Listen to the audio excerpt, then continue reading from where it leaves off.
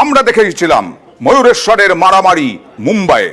ঠিকা শ্রমিককে মুম্বাইয়ে গিয়ে 1 লক্ষ টাকা তোলা না দেওয়ায় তৃণমূলের দাপুটে নেতা রামপুরহাটের বুলেট মির্জা ব্যাপক মেরেছিলেন, আর তাতে গ্রেফতারও হয়েছিলেন বুলেট মির্জা। তৃণমূল নেতার বিরুদ্ধে ঠিকা শ্রমিককে মারধরের অভিযোগ, বেল্ট দিয়ে ঠিকা শ্রমিককে মারধরের অভিযোগ বুলেটের বিরুদ্ধে। আর আজকে জামিন হয়ে গেল তৃণমূল নেতা বুলেট মির্জার। আমার ধার দেওয়া টাকার জন্য 4,30,000 টাকা না বেঁধে মেরিনি। ওইটা ভালো করে ভিডিওটা যাচাই করে দেখেন। না না ওসব কিছুই নয়। এরকম ধার হিসেবে টাকা নিয়েছিল, বন্ধু ছিল। অভিযোগটা মিথ্যা অভিযোগ।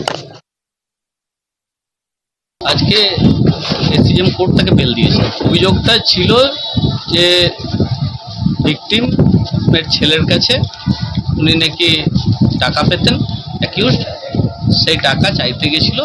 সেই টাকা ছেলে দেখা সাক্ষাৎ না করার জন্য ওনাকে নাকি মারধর করে ভিকটিমকে এবং মডেস্টেশন করে। এই ছিল অভিযোগ। কোনো শর্ত না, 500 টাকা বেল বন্ড দিয়েছে।